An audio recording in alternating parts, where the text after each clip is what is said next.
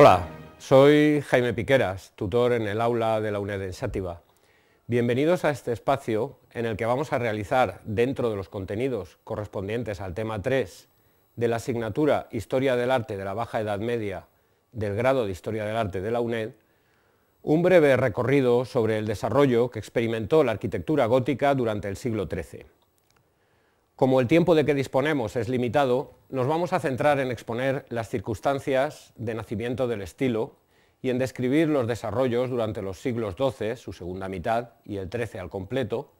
así como en señalar las principales características que presenta la arquitectura gótica en algunos de los diversos territorios europeos receptores. Tal y como comentamos en la anterior ocasión, el estilo arquitectónico gótico partió de una zona geográfica claramente identificada, l'Île-de-France, que se corresponde con los aledaños de París, hacia 1140 al acometerse la reforma de la cabecera de la iglesia de Saint-Denis. Se han estudiado en profundidad por la historiografía las circunstancias del nacimiento de esta nueva forma de construir los edificios, y en este sentido todo indica que el gótico nace de una asociación de carácter político entre la monarquía francesa y una parte de la jerarquía eclesiástica. La abadía de Saint-Denis tenía en el siglo XII unos lazos muy estrechos con la monarquía francesa. Era el mausoleo de los reyes de Francia, en ella se coronó Carlomagno y era el lugar a donde acudía el rey a recoger la enseña real, la oriflamme, para ir a la guerra. Se trataba, por lo tanto, de un edificio con un intenso valor simbólico para una monarquía que luchaba por mantenerse y expandirse en el complejo mapa de la Francia de los siglos XII y XIII. A la vez, la Iglesia estaba experimentando en ese mismo momento un proceso de reforma de origen monástico a través de las iniciativas de Bernardo de Claraval y la Orden del Císter. El movimiento cisterciense, que propugnaba una visión ascética de la vida, tuvo su contrapunto en las iglesias del abad de Saint-Denis, Schücher, contemporáneo de Bernardo de Claraval, quien, desde unos presupuestos teóricos neoplatónicos, defendía que la contemplación de la belleza material permite el acercamiento a Dios. Por lo tanto, existían dos vías de interpretación de la relación del hombre con las cosas espirituales y materiales. Por una parte, los cistercienses propiciarán la construcción de edificios sencillos y desornamentados, y por otra, el clero de Saint-Denis, con Schücher a la cabeza, optará por la creación de iglesias de gran belleza, en las que la luz y las formas acerquen al observador a la luz divina. De aquí partirán la búsqueda de la elevación y el uso de la luz, que serán características propias de las catedrales góticas. En la reforma de Saint-Denis de 1140, de la que actualmente queda muy poco, se comenzará la codificación del gótico arquitectónico, que evolucionará muy rápidamente. De esta manera, en la catedral de Sens ya se observan algunas de las características de este gótico inicial o preclásico. La nave central presenta bóvedas sixpartitas o divididas en 6 plementos. No existen tribunas sobre las naves laterales, al contrario que en el románico, ni cripta, y el sistema de articulación de los muros de la nave principal se realizó mediante arquería, triforio en la parte superior y ventanales arriba del todo. Si bien estas formas ya señalan el camino de las próximas catedrales,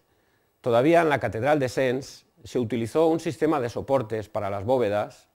basado en la alternancia de pilares y columnas. De 1140 a 1200, la monarquía de los capetos y la jerarquía eclesiástica impulsarán la construcción de una serie de catedrales, Noyon, Senlis, Soissons, Laon y París, con una serie de elementos comunes, como son las bóvedas sixpartitas, los muros articulados esta vez en 4 partes, arcos, tribuna, triforio y ventanales,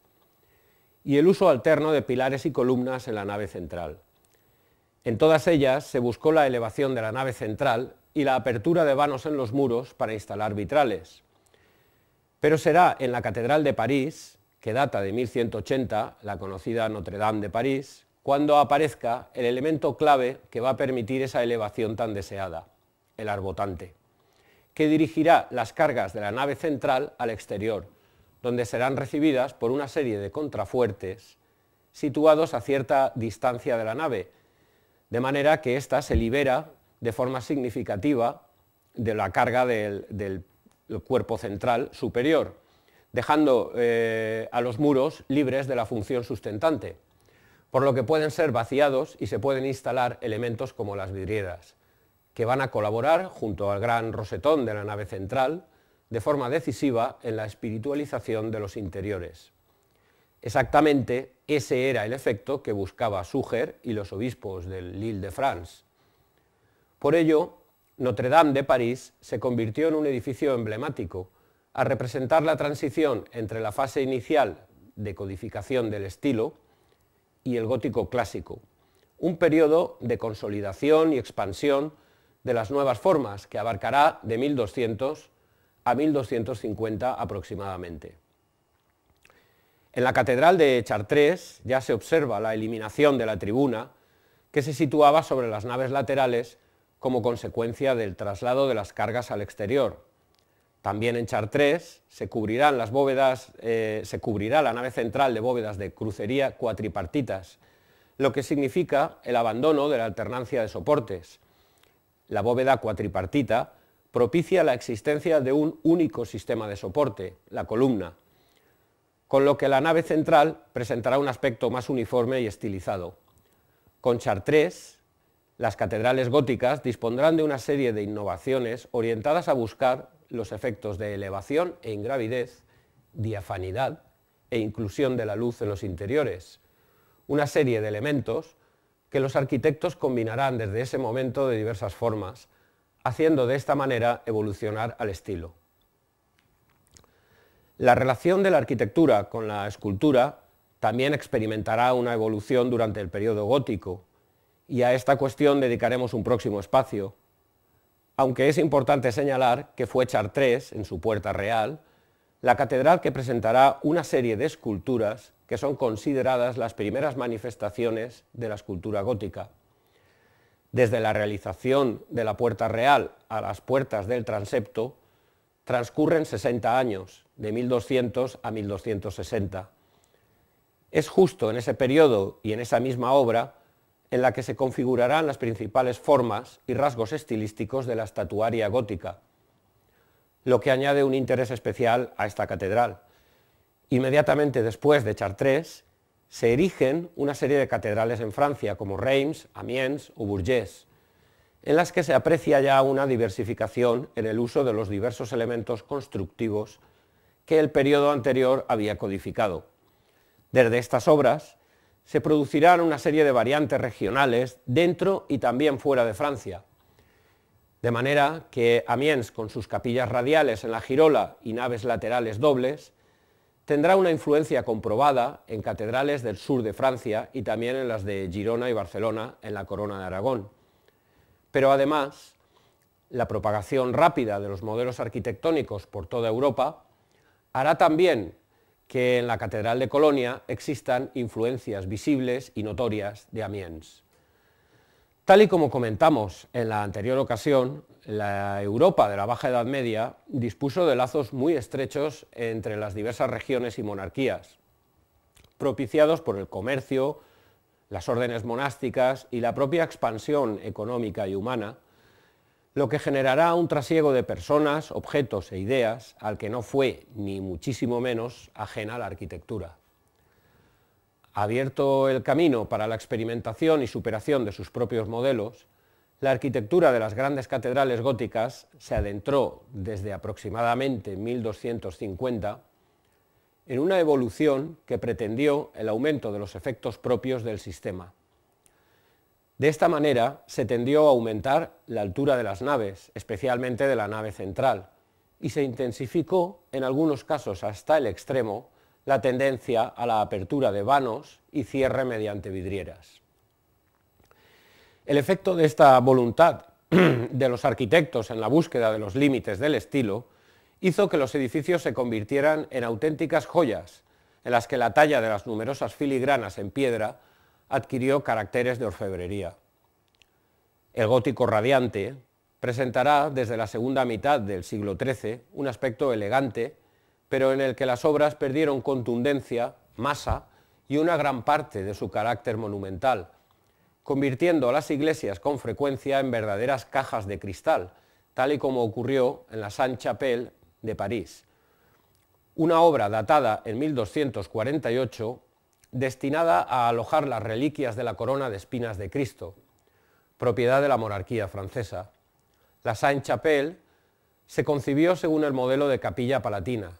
disponiendo dos iglesias superpuestas. En la superior, sede de la reliquia, se realizó una obra de gran preciosismo, configurándose como un relicario en el que el efecto de las vidrieras, unido a la decoración heráldica de los reyes de Francia, mostraba una vez más la profunda imbricación de la Iglesia con la monarquía durante este periodo histórico. El gótico radiante,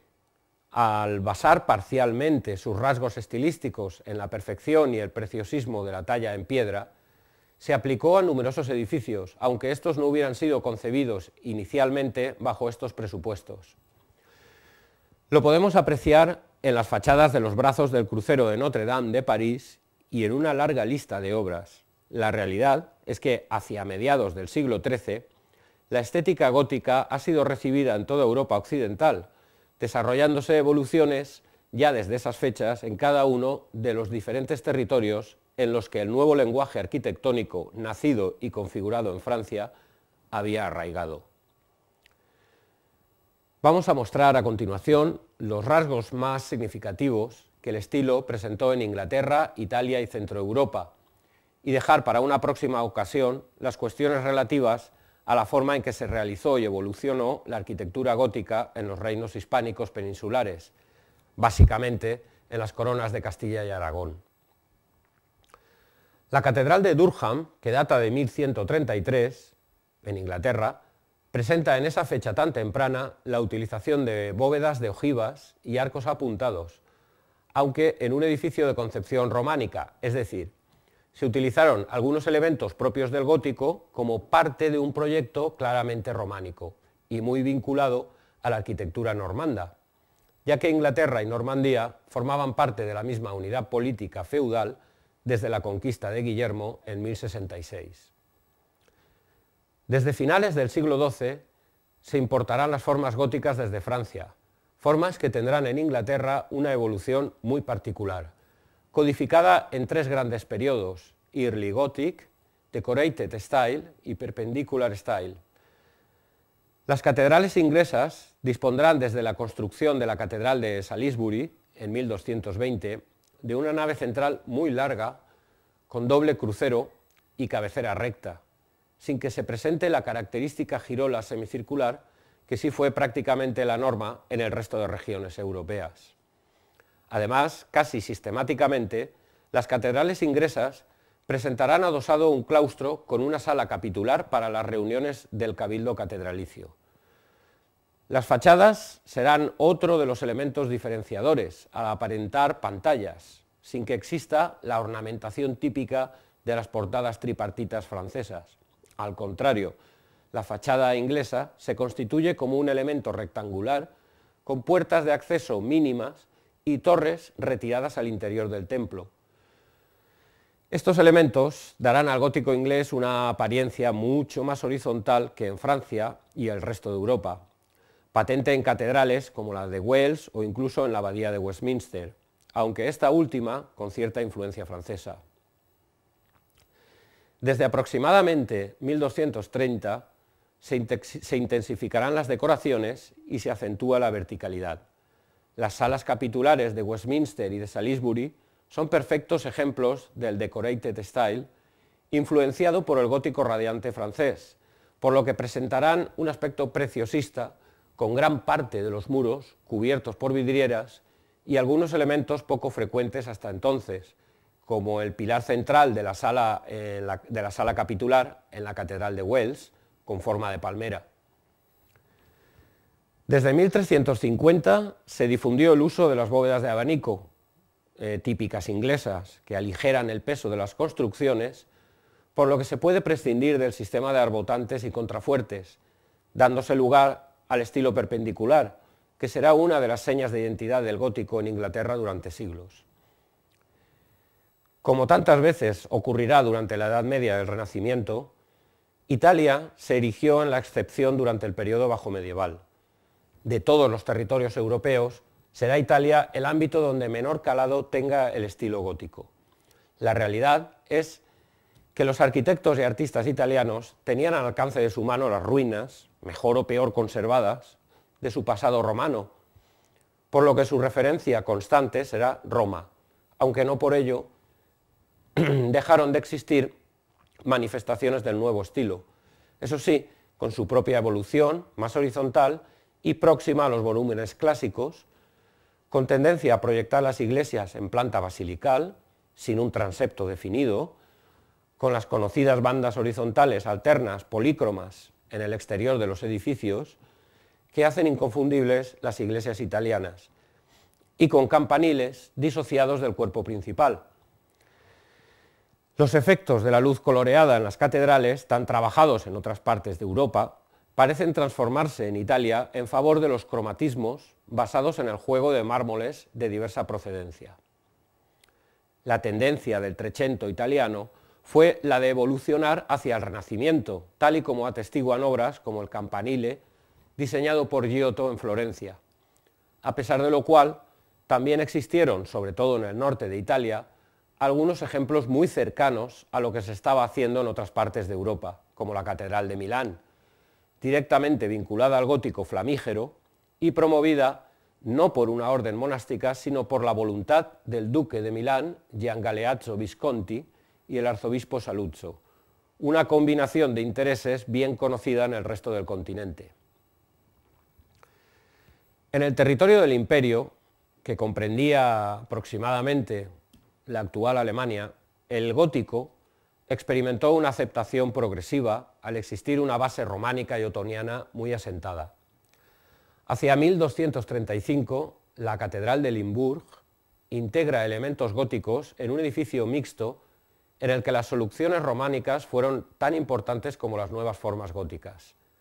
Pronto se realizará de forma parecida a como ocurrió en Castilla, en la fase inicial de implantación del estilo, un trasplante de los modelos franceses de Reims, Chartres y Amiens,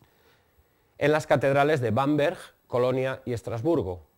aunque muy pronto se introducirá o aparecerá el que se considera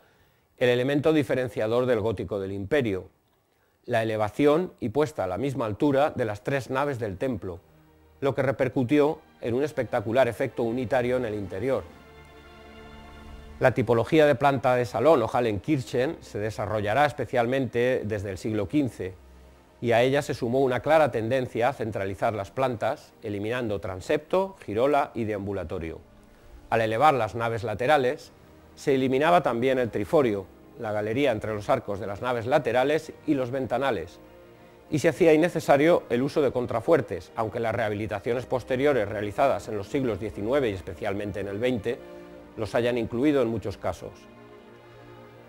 Por si fuera poco, la escultura gozó en estos territorios de una independencia respecto de la arquitectura mucho mayor que en Francia, Inglaterra o la península ibérica, con lo que las decoraciones escultóricas en las fachadas no se concebirán como en el resto del mundo gótico. Resulta, por lo tanto, evidente que en el imperio el gótico adquirió una fuerte personalidad que se amplió a todo el ámbito de expansión germánica. Y con esto nos despedimos en este espacio de hoy. En el próximo tendremos un acercamiento a lo que constituyó el gótico flamígero y su difusión o su generación policéntrica en toda Europa occidental y su influencia en el Reino Unido, en Inglaterra. Gracias. Quería trabajar y seguir estudiando. En su día no tuve ocasión de estudiar. Para promocionar necesitaba una carrera. Organizo mi tiempo como más me conviene. Ahora formo parte de la mayor universidad de España. La trobaràs molt prop de tu. UNED, Centro Francisco Tomás y Valiente, cerca de ti.